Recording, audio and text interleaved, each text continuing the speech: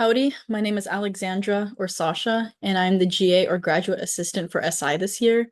We will be reviewing the Policies and Procedures Guide for Fall 2024. It is important to read through this document before training and reference it throughout the semester. So, Supplemental Instruction, or SI, is an academic support program like no other.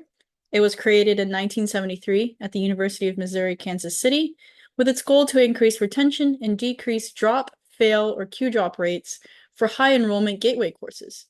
It relies on collaborative learning techniques and implementation of new study tools to help students construct their own understanding of the course material and end the dependency cycle or learned helplessness. We believe students receive all of the building blocks they need from their lecture, but often they need help with the sometimes messy construction of those building blocks. And that's where SI comes in. If the faculty member is the content expert, then an SI leader is the guide on the side. An SI leader is never there to reteach content or act as a GA/TA. Instead, they act as kind of a near peer and create activities or review materials to help students practice the most important or most difficult concepts in class.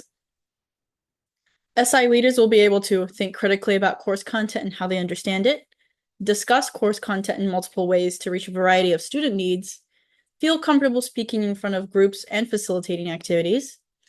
They should know how to manage time effectively, balancing school, SI, and other commitments, create learning objectives for SI sessions and plan activities to meet those objectives, connect better with fellow students through approachability and leadership, create mentoring relationships with faculty members on campus, and work as a team. So some behavioral expectations. To be early is to be on time is to be late, and to be late is to be forgotten. You should be on time for everything, and that means 5 to 10 minutes early. If you know ahead of time that you'll have to be late to an SI commitment, please communicate that to the program coordinator, SI graduate assistant, or your SIM as soon as possible.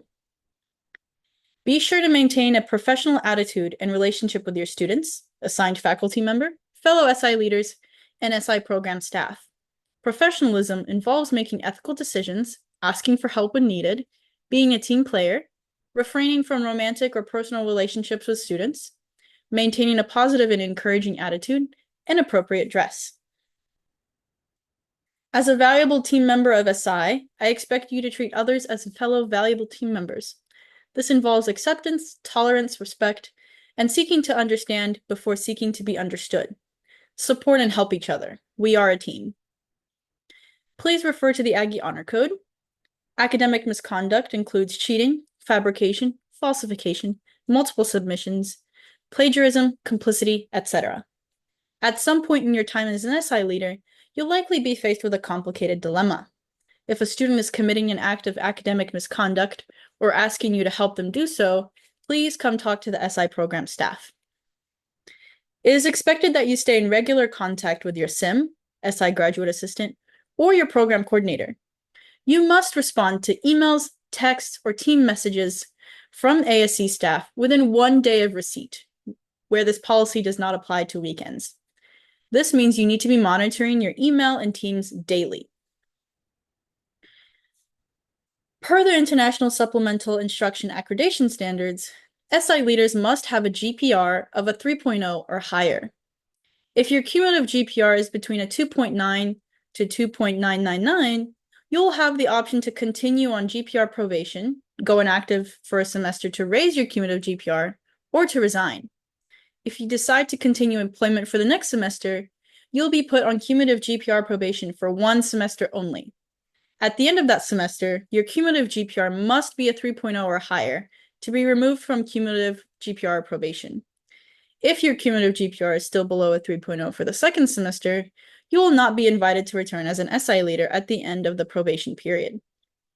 If your cumulative GPR is between 2.75 and 2.899, you will not be invited to continue employment the following semester.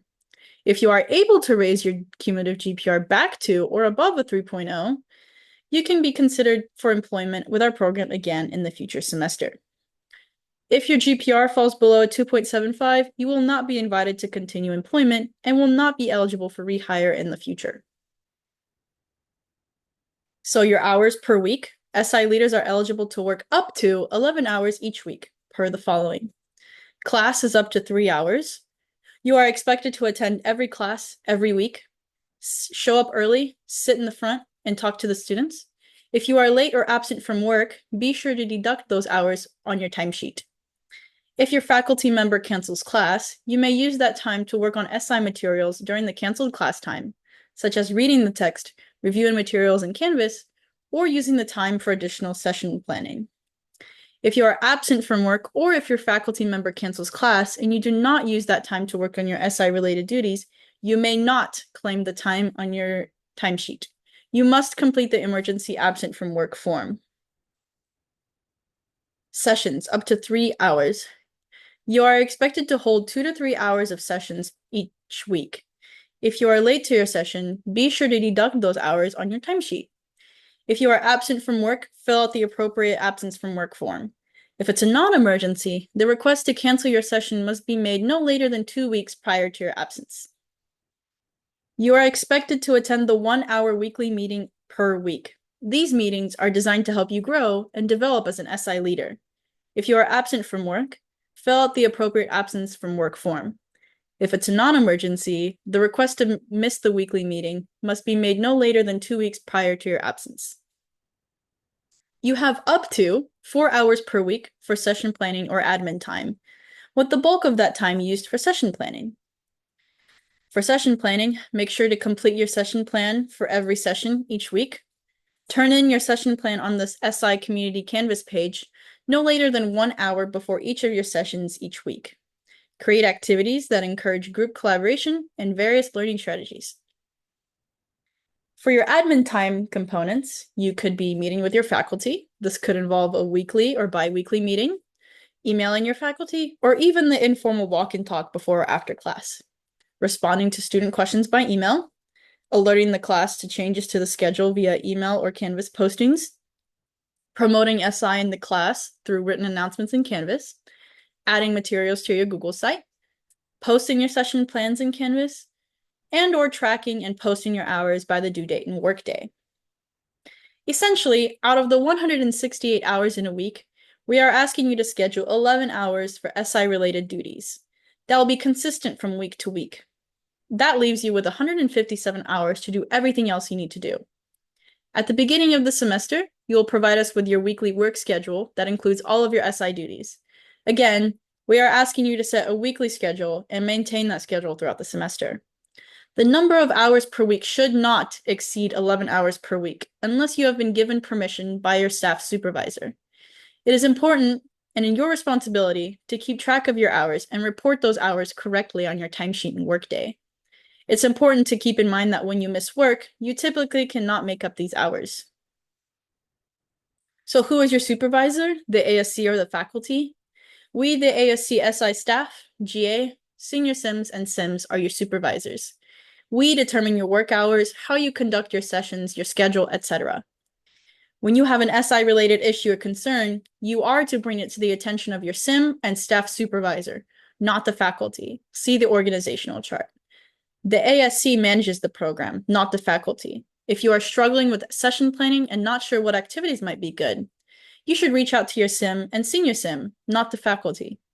Keep in mind that SI sessions are about helping students build good study habits. It's not just about problem solving. While in class and interacting with faculty, we expect you to behave professionally as you represent the ASC and the SI program. The relationship an SI leader has with a faculty member is important and vital. We want you to introduce yourself to the faculty. We want you to update your faculty on what you're doing during your sessions, and let them know if students are struggling with concepts or expressing concerns. Faculty do not manage the program and are not your supervisors. Absent from work. For the SI program to succeed, we have a duty to run a program that serves students who expect and demand consistency, while at the same time being mindful that the program is being run by students who occasionally have an extenuating circumstance that necessitates being absent from work. This is especially critical when it comes to holding your sessions. Being absent from your SI sessions will impact our ability to receive funding for SI leader wages and to continue the program. When a session is canceled, we lose important and valuable attendance data that is used to determine if the course will have an SI in the future and how much funding we receive for the program. When an SI leader cancels sessions, it does not go unnoticed. Students provide feedback about the cancellations to faculty, ASC staff, and other university administrators, including those who run the university. Most importantly, students count on you to hold your weekly sessions on the same day, at the same time, every week. They are eager to learn, and when the session is canceled, the SI leader has taken that opportunity away from them. As such, canceling SI sessions should only occur for extraordinary reasons. You are required to attend all scheduled classes so that you have material for your session, and attend your weekly SI meeting as we cover lots of important topics. There's a maximum number of absences allowed throughout the semester, whether the absence is for an emergency or non-emergency. These absences are tied to the number of hours a job duty takes during a given week. The table below shows the maximum number of hours you can be absent from work for the entire semester for each type of duty. For example, for your weekly meeting, the maximum amount of hours absent from work, regardless of reason, is for 1 hour. For sessions that are meeting 3 times a week, this is up to 3 hours. For sessions meeting 2 times a week, who have 1.5 hour sessions, up to 2 hours are allowed. For classes that are meeting 3 times per week, you can miss up to 3. And for classes meeting 2 times a week, you can miss up to 2 hours. Most importantly, we can't support you if we don't know why you are absent from work. It's best to be honest and upfront about it. There are 2 types of absent from work, with the notification and approval process outlined for each.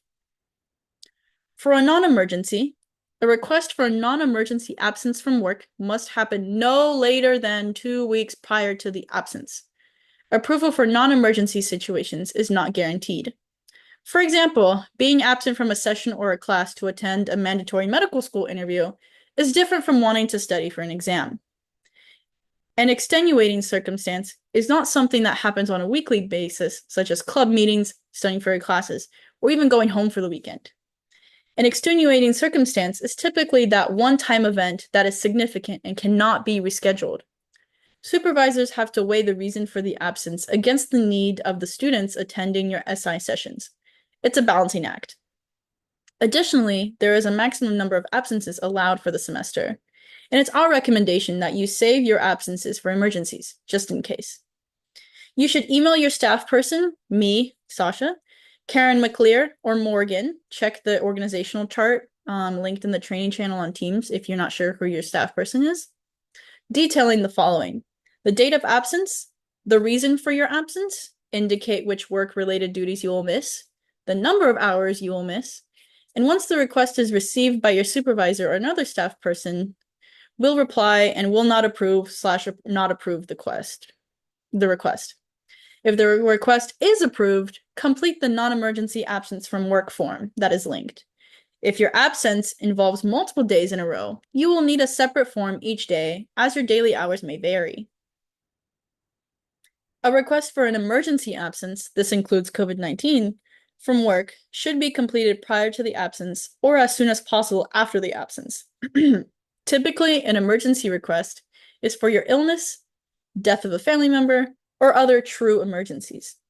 Make sure to email your staff person, Sasha, Morgan, or Karen McClear, check the organizational chart again, and complete the emergency absence from work form, detailing the following: date of absence, the reason of your emergency absence, indicate which work-related duties you will miss that day, and indicate the number of hours you will miss that day as well. If your absence involves multiple days in a row, you will need a separate form each day, as your daily hours may vary. Once your absence is approved, it is important you get the information you have missed, such as class notes or weekly meeting information. When you are absent from your session, you will need to notify the students in your class that your session is canceled. Post a notice in Canvas and on your Google site. Ask someone to post a notice on the board in the classroom.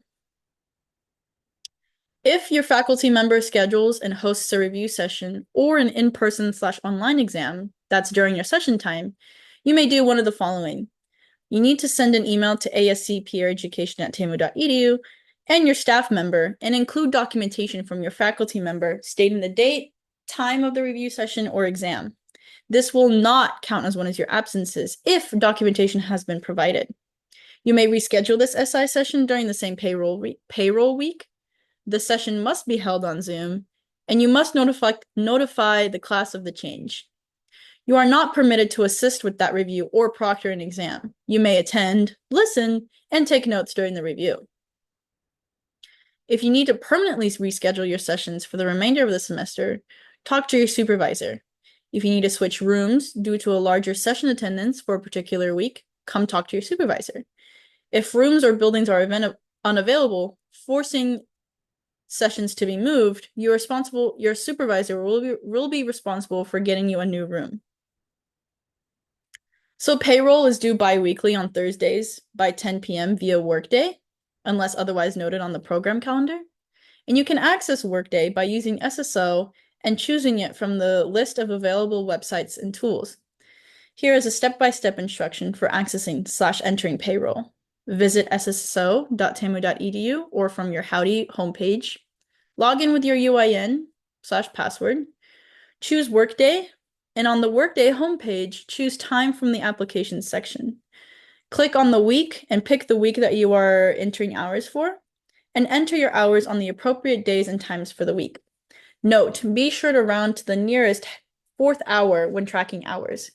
And be sure to put the task you completed in the comments box. For example, if you held a session, if you went to class, if you did planning, or your weekly meeting, etc. You may not exceed 11 per week unless you have received approval from your supervisor prior to completing the work. The time you log in Workday must accurately reflect what you worked. Falsification of your timesheet in Workday may result in immediate termination. Make sure you click on the Submit Time, because otherwise your unsubmitted hours will not be approved. If you are more than 10 minutes late to class, session, or weekly meeting, your hours in Workday must be adjusted to reflect actual time worked. You should update your Workday hours as you go. You can save hours in Workday until you're ready to submit. Only submit your Workday hours once for the pay period, or it can cause approval/pay issues. If you're having questions or concerns as you're filling out your payroll, feel free to contact SI program staff for help. As part of your enrollment, you are expected to complete university-required online training through the TrainTrack system. You are expected to complete these prior to the due date noted on the training assignment. Submitting your TrainTrack is part of your job duties and obligations. Failure to submit your TrainTrack on time will result in disciplinary actions per the Progressive Performance Policy. So this is the payroll due dates calendar for fall 2024. Any of the dates that have a triple star next to them means that the timesheet is due after training that day. So essentially we'll send you an email reminder for this pay period. And some of them might be due early, for example, on December 2nd. But essentially bookmark and put this due date on your Google Calendar so that you know when to submit your hours on time. If your payroll is not submitted by the required deadline, it may not be approved, and you will experience a 2-week delay in pay. If there are errors in your payroll that are not corrected, you may also experience a delay in pay. Like I said earlier, make sure to set reminders on your calendar, planner, or phone about the due dates. Submitting your timesheet on time during each pay period is part of your job duties and obligations. Failure to submit your timesheet on time will result in disciplinary actions per the Progressive Performance Policy. All SI leaders are required to create and submit SI session plans for each session throughout the week. The session plan is due no later than 1 hour prior to your session. Session plans will be submitted via our SI Community Canvas homepage, and you must submit these plans as a PDF. Some tips for successful session planners. We will also be going over session planning during pre-semester training. If you are using a learning strategy, activity, practice problems, etc. from somewhere online, save yourself some time and copy and paste a link to the resource you are using. Add any extra details as needed. Instead of creating a worksheet, make a PowerPoint or Google Slides. Many of your students won't print out a worksheet anyway, and it's hard for you to get copies made for everyone. A PowerPoint will save you lots of prep time on formatting. You can also easily post it to your Google site so students can practice the problems on their own. Having regular activities that you revisit and use often, especially for warm-ups or cooldowns. It can be good to have routine practices in your sessions. It allows students to form good study habits and also lets them know what to expect from SI sessions. A completed session plan should be detailed enough that another SI leader could run your session in your place. The purpose of the SI session planner tool, is to help you plan. The planning goes far beyond the content itself. How will you facilitate? How will students engage with each other? What questions will you ask? And sometimes an activity doesn't work out on how you've planned it, and that's okay. Use it as a learning moment to revise the activity or approach and try it again. Session planning is an art, not a science. There are many ways to get it right. You will receive feedback on your session plans from your SI mentor weekly. They will leave you comments asking questions, providing suggestions, or with notes of encouragement. If your sim leaves a comment and asks a question, you must reply back in the comments section of Canvas. If you ever need help or want ideas in the planning process, feel free to talk to your senior SI mentor, SI graduate assistant, fellow SI leaders, or your staff supervisor. Submitting your session plans on time is part of your job duties and obligations. So, to track attendance, having a complete and accurate session attendance data is vital to keeping our SI program running smoothly and long-term. With reliable data, we can show how SI benefits the students who attend and share that with students, faculty, and administrators alike, allowing for our successful program to continue. So here are the steps to track your attendance via our online app. So you'll go to this website where you'll sign in with your net ID and password. You will see your name, your current semester, and your assigned course sections. Click the view next to your assigned course, and then you will see a list of your past SI sessions, if applicable, and a link to add a new SI session. Click Add, and you'll be prompted to choose the date of your SI session. Check the date to make sure you selected the correct date, then choose the session format and your location. So make sure you click on the correct date, select if it was in person or virtual, and where the location was. Make sure you click Update, then open Kiosk Check-in, and you're ready for students to sign in. Students will check in into the session by scanning the QR code, like the one shown above, and QR codes can be scanned in a variety of ways. The camera app, Snapchat, Instagram, or even a QR code reader app. Once they've scanned the code, they will be prompted to log in with their net ID and password. It may ask the students to do Duo the first time they sign in, but it should not do this every time they sign into a session.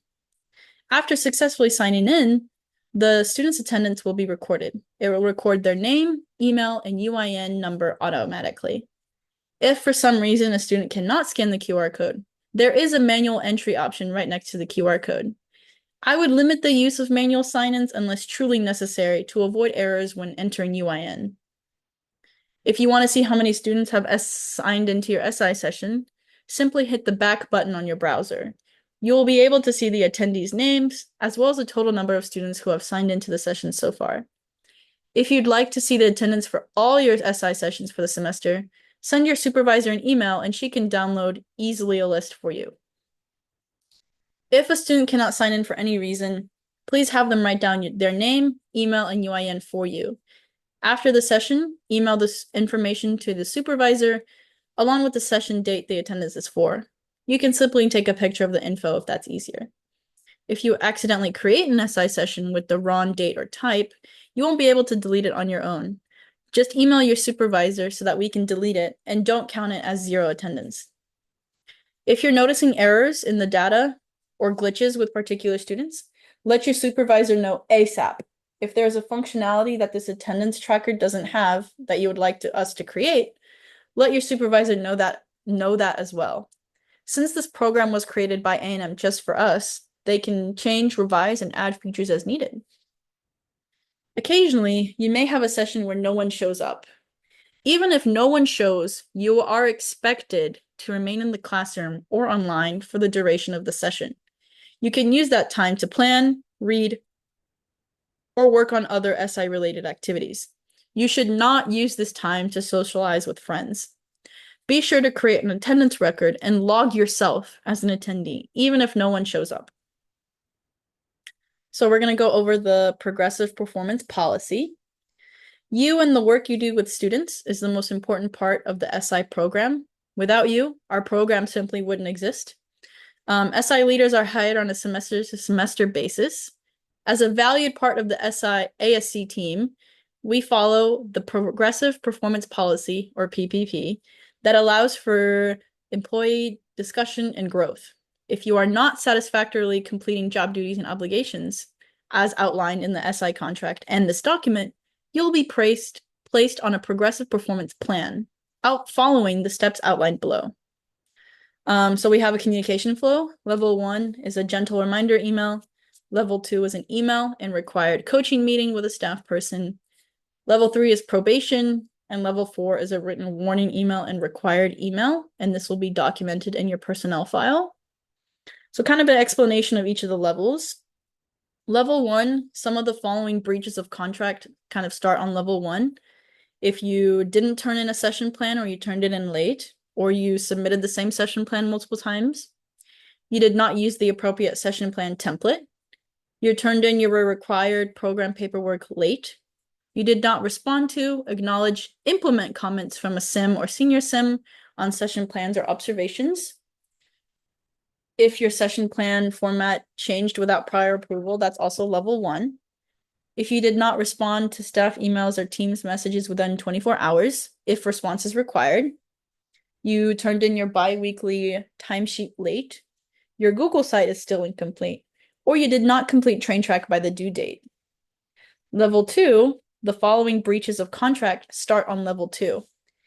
If you missed pre-semester training without prior approval, or you did not make up training within the required time frame, you misstated the reason for the absence, whether it is an emergency or non-emergency, you were late or missed weekly meeting without prior approval, including a SIM not holding their weekly meeting without staff approval, exceeding the number of absences without approval, canceled session without prior approval or absent from work form without permission, did not take attendance at SI session, holding a session outside of or for longer than your normal schedule without prior staff approval, submitting hours for a session which violates the published SI program calendar without prior staff approval.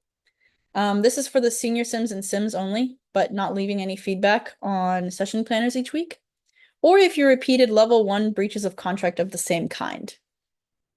Level 3, the following breaches of contract are level 3. Recording at workday hours you did not work. Repeated level 1 and level 2 breaches of contract of the same kind. And then level 4 is repeated breaches of contract of the same kind. So the probation period starts at level 3. The SI leader may be rehired for a subsequent semester if they are on probation and have not progressed to level 4, which is in the level in which a letter is placed on your personal HR file. However, the SI leader is still on probation during all subsequent semesters of employment, and if level 4 is reached, the SI leader will be terminated at the end of the semester, in which the written warning is placed in the personnel file.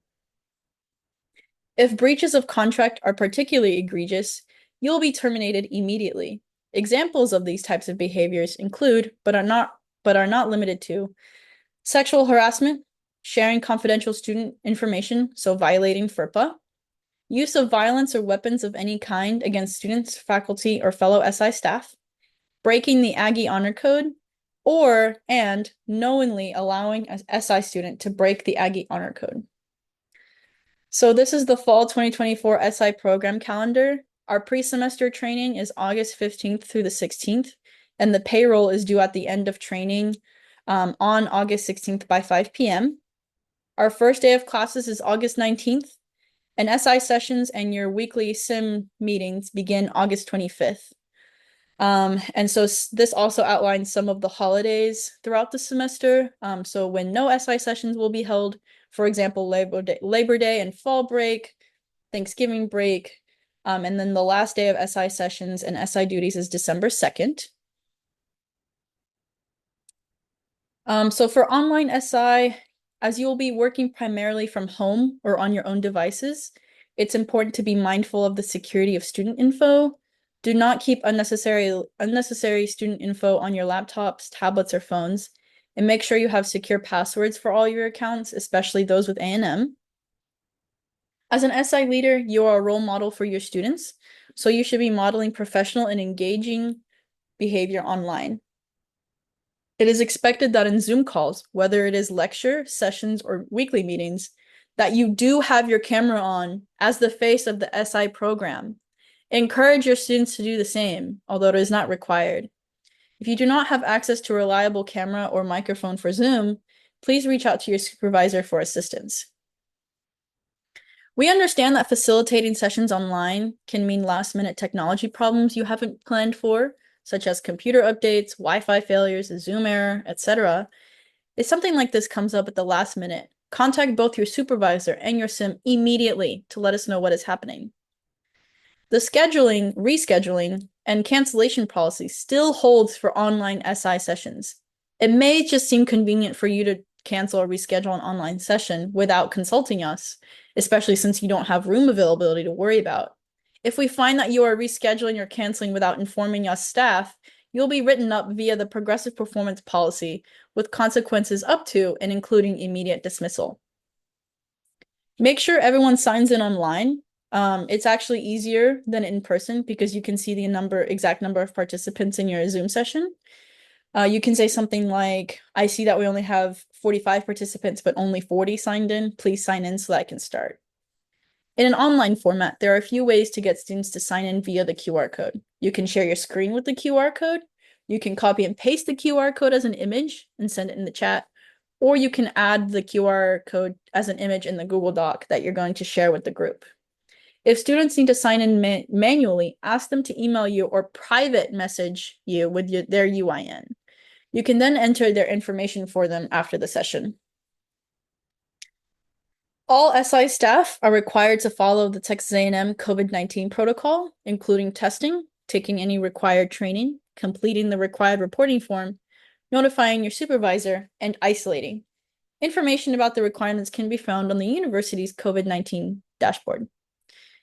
In the event of a personal COVID-19 illness or close contact that requires you to isolate, you must notify Linda Callan and Morgan Jones. Since the ASC offers both SI and tutoring in specific courses each semester, it is considered a conflict of interest for an SI leader to provide services to pay for any course supported by the ASC. You are not permitted to solicit or provide either paid or unpaid services in the course for which you are currently an SI leader, other SI courses for the current semester, and/or courses supported by the ASC tutoring. Additionally, you may not reproduce or sell any materials created by the SI program. If students in the course that is supported by SI approach you for extra help, refer them to their faculty and study hub where they can locate other on-campus resources for their course.